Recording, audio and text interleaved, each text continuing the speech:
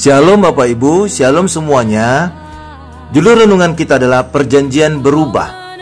Firman Allah, sekiranya perjanjian yang pertama itu tidak bercacat, tidak akan dicari lagi tempat untuk yang kedua.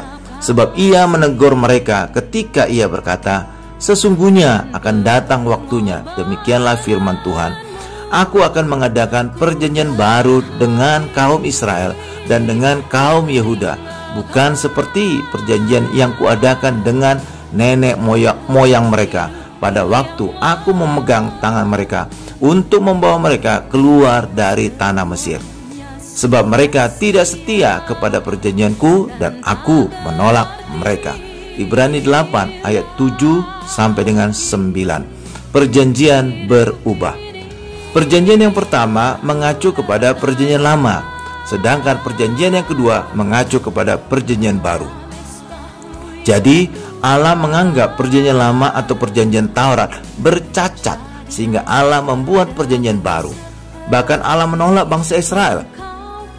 Allah menolak manusia yang hidup di dalam perjanjian Taurat karena mereka tidak bisa setia. Akibatnya Allah bukan saja menolak orang yang hidup di bawah hukum Taurat, bahkan mengutuk mereka. Galatia 3 ayat 10. Orang tidak bisa benar dengan melakukan hukum Taurat, tetapi orang bisa benar dengan beriman kepada Tuhan Yesus. Galatia 3 ayat 11. Perjanjian berubah. Hukum Taurat berasal dari surga.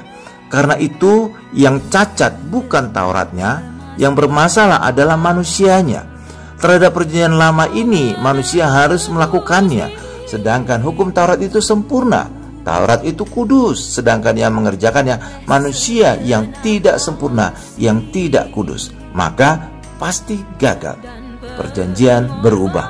Sebagai orang tua, saya yakin Anda ingin selalu melihat anak-anak Anda bersukacita, tertawa gembira.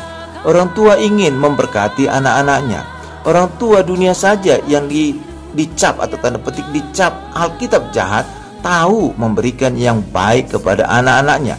Apalagi Bapa kita di surga, Dia pasti tahu memberikan yang terbaik bagi anak-anaknya. Matius 7 ayat 11. Dan rindu memberkati anak-anaknya.